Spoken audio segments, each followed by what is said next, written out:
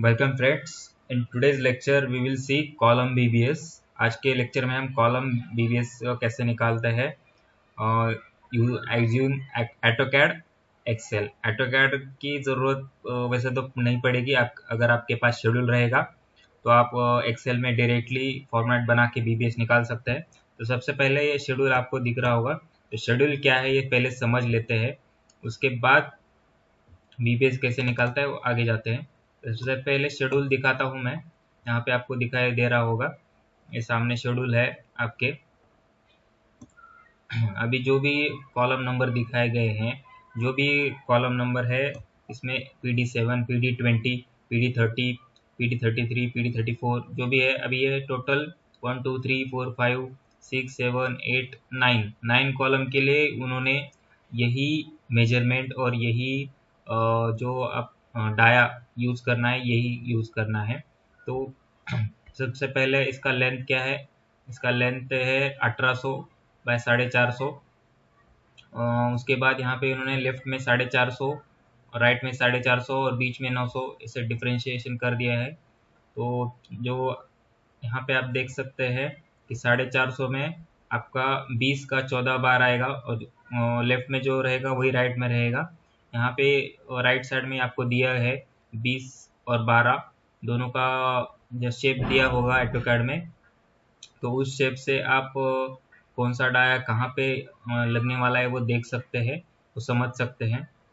और बीच का जो मतलब आप लेफ्ट वाला रहेगा तो इसको लेफ्ट हैंड बोल सकते हैं, राइट हैंड बोल सकते हैं और ये मिड पोर्शन बोल सकते हैं।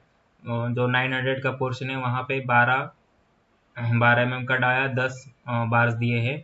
मुझे आप देख सकते हैं ये वन साइड 5 है, दूसरे साइड 5 है। ये हो गए मेन बार्स। टोटल बार्स इन्होंने नीचे दिए गए 20 के 28 बार प्लस 12 के 10 बार। 20 के 28 बार कैसे दिए उन्होंने, 14 left side 14 right side, total 28। उसके बाद ये मेन बार्स हो गए। उसके बाद डिस्ट्रीब्यूशन बार आप देख सकते हैं ऊपर शेप में दिया गया है, कैसे इसको प्लेस करना है। तो 10 mm का 100 सेंटर टू सेंटर दिया है राइट और लेफ्ट में, और बीच का जो एक्स्ट्रा सपोर्ट दिया है उन्होंने 8 mm 100 सेंटर टू सेंटर दिया है। यहाँ पे आपको एक लेफ्ट में मास्टरिंग और राइट में मास्टरिंग। उसके बाद अंदर एक हुक और दो डायमंड रिंग बोल सकते हैं आप इसको, डायमंड रिंग है। ये कैसे निकालना है हम पूरे डिटेल में देखने वाले हैं। आपको ये जो शेड्यूल है वो तो समझ आ गया होगा। चलिए चलते हैं, यही कॉलम में दिखा देता हूँ। कौन सा कॉलम, PD17 20, यही कॉलम आपको दिखा देता हूँ मैं कैसे निकाला हुआ है। मैं आपको जूम करके दिखा देता हूँ कि आपको समझ में आ जाएगा।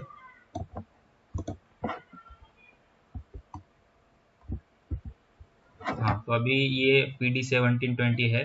तो सबसे पहले अभी मैं दिखा देता हूँ, ये आपको दिखा दे रहा होगा शेप। तो ये जो कॉलम है ये फुटिंग से आया हुआ है। तो सेक्शन में दिया गया था कि फुटिंग में जो यल है वो 300 लेना है। उसके बाद वो ऊपर ऐसे जाएगा फर्स्ट फ्लोर तक।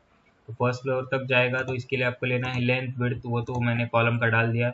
हाइट मैंने 2.9 ले लिया क्योंकि फ्लोर टू फ्लोर जो हाइट है यहाँ पे 2.9 लिया है गया है।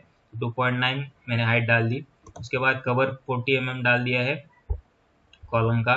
उसके बाद यहाँ पे नंबर ऑफ आइटम्स 9 9 9 क्यों डाले हैं आपको समझना चाहिए, क्योंकि जो 9 कॉलम है मैंने अभी गिन के बताए, नंबर ऑफ आइटम्स कंसिडर किए, ना कि नंबर ऑफ स्पेसिंग या numbers. Number of items consider किए। उसके बाद ये नंबर्स जो डाया लगने वाले हैं वो यहाँ पे मैंने नंबर्स डाले हुए हैं कि 20 के 28 यहाँ पे दे सकते हैं आप, 20 mm डाया के 28 और 12 के 10। उसके आगे अभी हम बीबीएस निकाल, मतलब आगे से यहाँ से कटिंग लेंथ निकालते हैं। L1 L2 L3 L4 L5 L6 यहाँ तक मैंने बना के रखा है कि आप यहाँ पे step by step cutting length का निकाल सकते हैं। तो L1 क्या रहेगा आपका 300, ये जो दिखाया गया है L1 आपका 300 रहेगा। उसके बाद 2.9 पूरी आपकी हाइट रहेगी फ्लोर टू फ्लोर। उसके बाद आगे आप या आ जाइए, आपका डिडक्शन जैसे आपका मान लो अभी 90 डिग्री का बैंड है तो डिडक्शन आएगा 1D।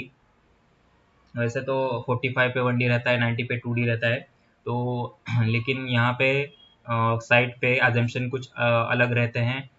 जो कंसल्टेंट रहेगा, जो general notes, general section drawing दिएगा, उसी के हिसाब से बनाना पड़ता है। तो आपको स्टैंडर्ड फॉर्मेट वही याद रखना है। लेकिन फिलहाल मैंने यहाँ पे 90 के लिए 2D सॉरी 1D लिया है।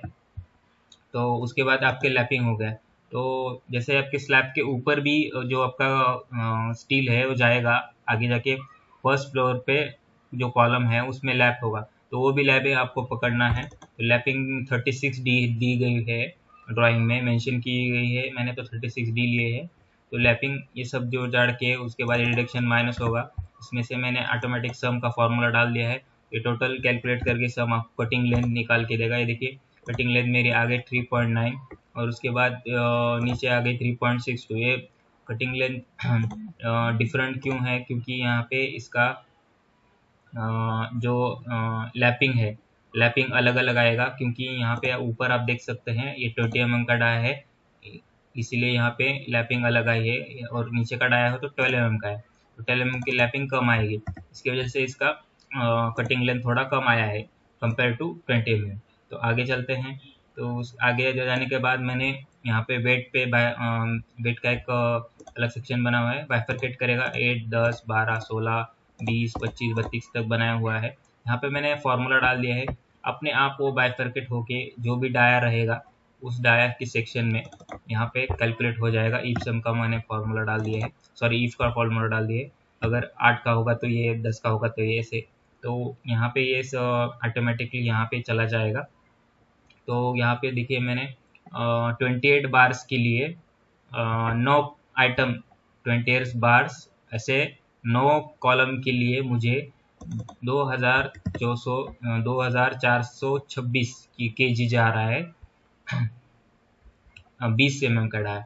और 12 का जा रहा है 290, 299 जा रहा है, लेकिन 290 पकड़ लेते हैं, 290 जा रहा है। तो ऐसे डायरेक्टली मैंने एक ही में 9 कॉलम निकाल लिया। तो आप ऐसे निकाल सकते हैं। तो ये मेन बार्स हो गए, मैंने दोनों मेन बार्स आपको निकाल के दिखाए। उसके बाद नीचे आते हैं स्टीरअप्स के बारे। तो स्टीरअप्स कैसे निकालना है ये ये इसमें क्या है, पहले लेंथ वेट ये तो सब डाला हुआ है।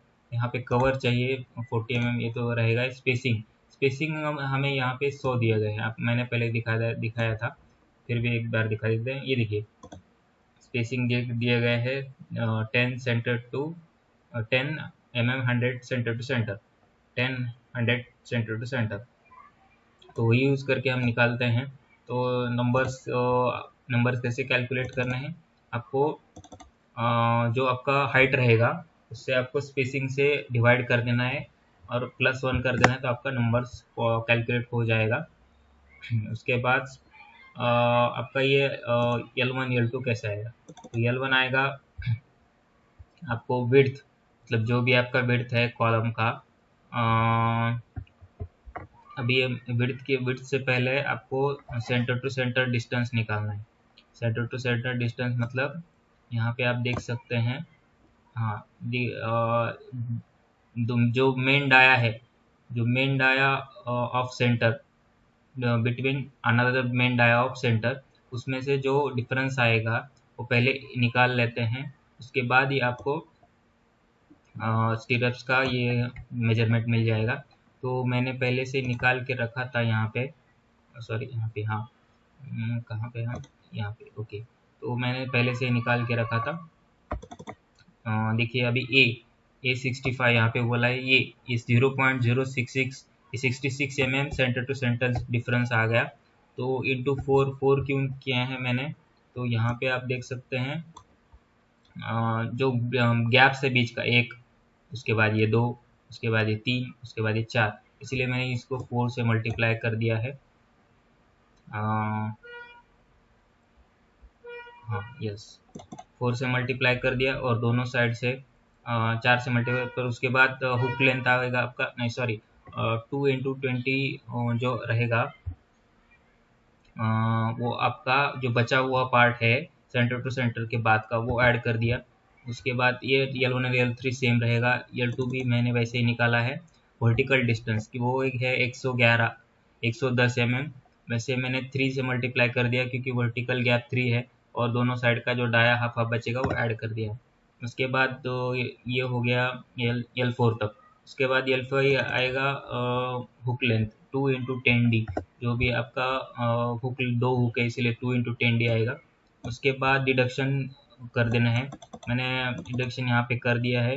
तो -3 मतलब जो 90 के 3 बैंड है वो उसके लिए, और 135 के 2 है, तो उसके लिए भी 3 मैंने ये कर दिया है, फैक्टर कंसिडर किया है।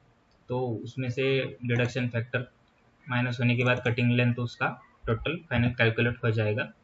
तो इस टीरप ऐसे निकल कर आ गया। उसके बाद डायमंड रिंग है, डायमंड रिंग भी मैंने वैसे ही निकाला हुआ है।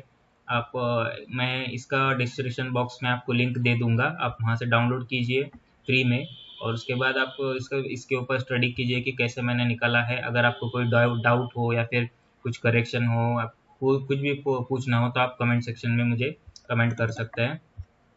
उसके बाद यहाँ पे डायमंड रिंग हो गया, एक्स्ट्रा रिंग हो गया, हुक हो गया, मैंने ऐसे ही मतलब हर चीज़ मैंने बताई है कि कैसे निकालना है। जो आपका डाउट रहेगा वो मुझे मेंशन कीजिएगा। और अभी अभी तक जिसने चैनल सब्सक्राइब नहीं किया या फिर सिर्फ अपना देखकर छोड़ रहे, तो गाइस प्लीज़ सब्सक्राइब कीजिए, शेयर कीजिए अपने दोस्तों के साथ, ताकि ढेर सारी मैं आगे वीडियो लाने वाला हूँ आपके फ़ायदे के लिए। तो बने रहिएगा, मिलते हैं अगले वीडियो में। Thank you guys, bye bye.